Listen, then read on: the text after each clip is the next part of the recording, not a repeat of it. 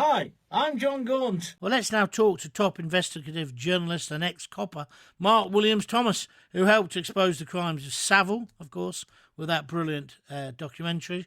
And he's been covering other cases of child abuse cover-ups too. He joins me now. Hello, Mark. Hello, John. I know you're dead busy, and I really appreciate you coming on. But, I mean, you caused a bit of controversy a week or so ago with your latest theory on Madeleine McCann. What were you trying to say? And are you allowed to talk about it? If not, it's fair enough. No, I mean, listen, when anyone talks about Madeleine McCann, and particularly those who are in the public eye, it creates front-page headlines. There are so much that people can't say. There are so many views that people have. Actually, what I said last week or so is a view that I've had since 2009. I did a review in 2009, which was very clear, set out, having considered all the evidence, that I believed that on that morning, in the late evening, having had a conversation on the morning with Mum and Dad, is that Madeleine woke up because of her sisters waking up, and she went and looked for them because Jerry and Kate on the morning had told her, you know, when you woke up the night before, we're only just round the corner, and she walked out. So, yeah, I think that's... So she walked out the back door, but then you said she had to go out of the complex to get to the Tapas Bar. Is that right? Is that a fact? Yeah, I mean, no, absolutely. I mean, the Tapas Bar and the complex you can't walk out of one and into it. You actually physically had to walk out the back and walk down. And so... And how long would she have been outside for then? Well, in order to walk out and walk down the corner, I mean, it's only a matter of probably 40 yards or something like that to go back in again. But if you put that if you take that, and then the response that most people would come back to me and say, yeah, but hang on a minute, what's the chances of a predatory paedophile or someone with an inclination being in that locality? And of course, my response to that is that you only need to look at the cases of Jeanette Tate. Jeanette Tate, yes. 1978, on the pedal cycle, cycling down the hill, and in a matter of, so the period of time between her going over the top of the brow of the hill to the bottom of the hill was a matter of something like 15 seconds. When her friends got to the bottom of her hill, the wheels on her pedal cycle were still spinning. She vanished, and of course, whilst Robert Black, prior to his death, was never charged with Jeanette Tate, I have no doubt that he killed her. And then in relation to Sarah Payne, of course, Sarah Payne was with her family. She walked through a hole in the fence. Yeah. Her family walked behind her.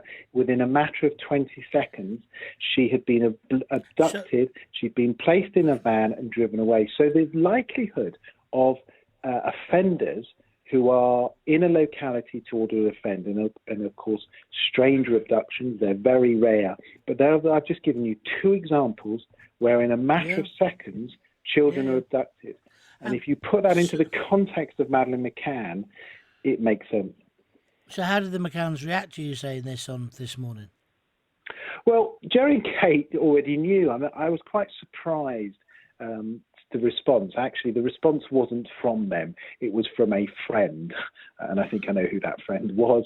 It didn't come directly from Jerry and Kate. But Jerry and Kate know, because when I did my report in 2009, prior to putting my report out into the public domain, I gave a copy to Jerry and Kate, and they went the following day on the Today programme, because we did it on the anniversary. The following day they went on the Today programme and actually directly referenced me and said, look, you know, we know there's one investigator who has a view that the apartment, she didn't walk out the apartment, you know, because we're confident she didn't. So they actually already knew about it. So, I mean, journalism's an interesting thing. Sometimes stories, you know, take on a lease of life that actually have already been there. Let's move on to these comments by this criminologist, Mark Williams-Thomas, who's saying that it's unlikely an abductor entered the apartment at the Ocean Club in Praia da Luz, that she was probably abducted after walking out of the apartment. That's the crux of his comments. What do you make of those? Well, I'm afraid to say, while of course anyone's entitled to their opinion, he's wrong on that. Kate and Jerry fundamentally disagree with his view that Madeleine was lifted, scooped up by somebody after coming out of the apartment. The very fact that the window was wide open was something that Madeleine herself could not have done. And so therefore someone else must have done it. Also, would she have closed the patio doors behind her, laid out toys? Apparently no. Only Cuddle Cat was there. And it simply didn't happen that way. Kate knows that, and I have to say disagrees fundamentally with his view on that. And also, I suppose one might add that a child of Madeleine's age is still at the very predictable stage of behaviour. Parents know children 100% at that age, don't they? Absolutely right, they do. And they were checking as regularly as they felt was proper. They've always said they know they got it horribly wrong that night. God forbid it's something they're going to have to live with for the rest of their days. But they know that Madeleine was taken from that apartment because of the way the apartment was found by Kate at 10 o'clock that night. Does this, in a weird way, this criminologist, Mark Williams-Thomas, talking this documentary we've heard about in Portugal with other theories coming out, unpleasant for Kate and Jerry, obviously, but does it contribute in some way to keep the whole story alive? Doesn't that give you some sort of a platform to keep your momentum moving on? To a certain extent, but what we would want is accurate information out there, an accurate portrayal of what happened. The reconstruction that's coming down the line, and Sky News will be able to see elements of that shortly, that has been done as accurately as possible using primary witness statements in the files with former experienced police officers used to reviewing cases. They are going through that with a fine-tooth comb. That's the sort of information that gets out there and should be got out there, an accurate picture such as we're producing and Kate and Jerry are producing today. Frankly, opinions are, of course, people are entitled to have them, but as I say, the particular assertion that Madeleine somehow wandered out and was accidentally, it just didn't happen that way, and Kate and Jerry fundamentally know from the way the apartment was found that Madeleine must have been taken because things had been done to the apartment in terms of shutters and windows that a child of that age simply couldn't have done. But your theory, doesn't it alter a lot of people's preconceptions about what actually happened? Well, the problem is none of us know. Somebody's in the tapas bar. She leaves it because the door was left open for her. How does that add up with them going back to make sure they were there? Sorry, I'm just asking. I mean, some of that, I think it ties in exactly. So what happens is she wakes up in the late evening. She wakes up because her sisters are waking up, and we know that Sean and Annalise woke up in the days previously anyway. Yeah, we do know that. She goes looking for, well, she wants to know where Mum and Dad is. She now knows that Mum and Dad are actually in the tapas bar. So she goes looking for them. And, of course, she goes looking at a period of time when Jerry and Kate weren't going back to look for her. So there's a lot of opportunity as far as timelines. And don't forget, it takes a matter of, seconds to abduct a child and disappear off in a van. So all of that works, and it ties in with everything else. And I think the biggest problem with all of this is, of course, we don't know what entirely happened. And we've kind of lost the focus. I mean, the focus of any missing person investigation should always be the child for these cases. But actually, we've lost that, and it's become a legal nightmare. And a fight between Gonzalo Amaral and Jerry and Kate. And that's why this whole thing is so sad, because it shouldn't be about that. It shouldn't be about either of them. It should be about finding Madeleine. What do you think of him?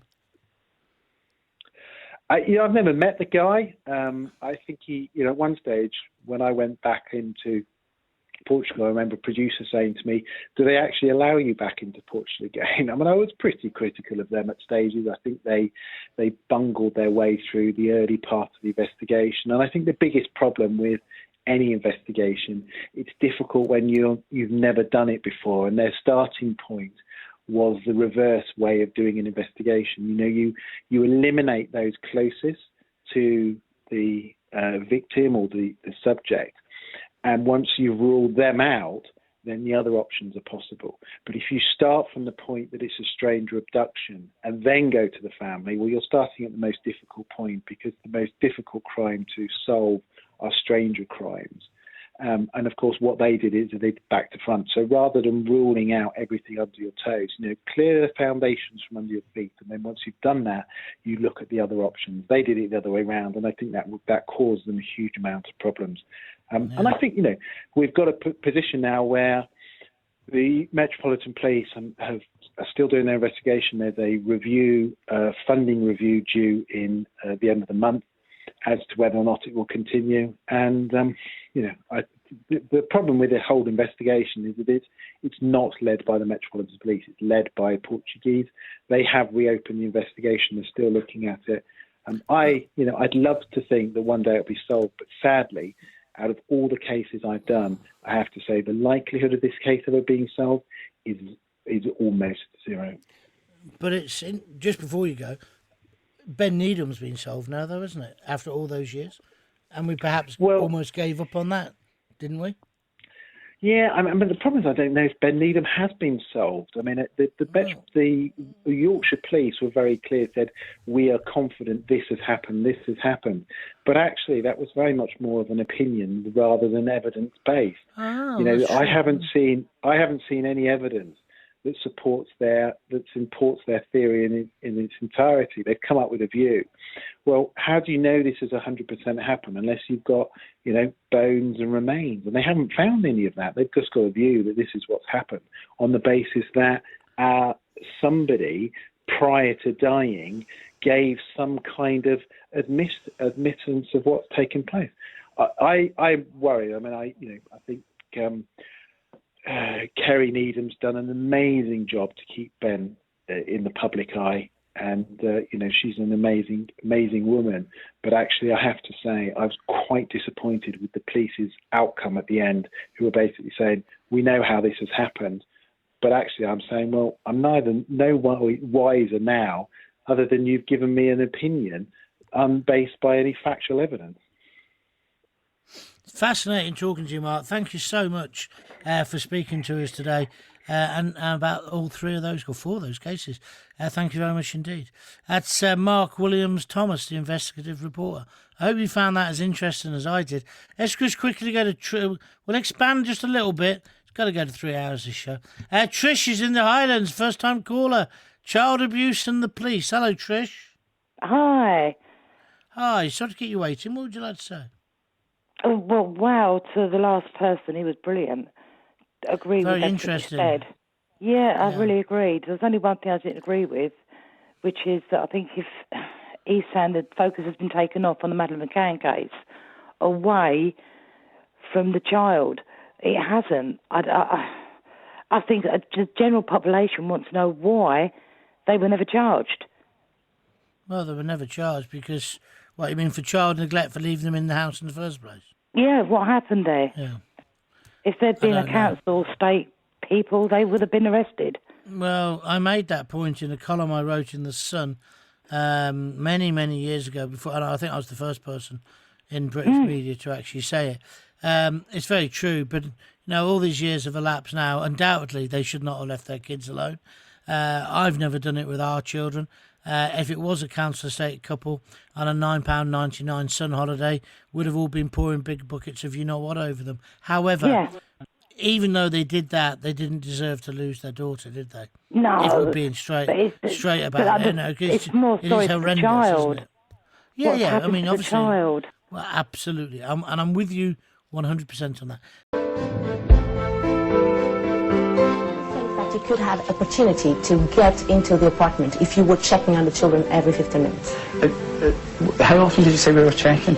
15 minutes? No? That's not what we've said, no? And it's been widely reported that it was about 30 minutes. Now, that was what our checks were.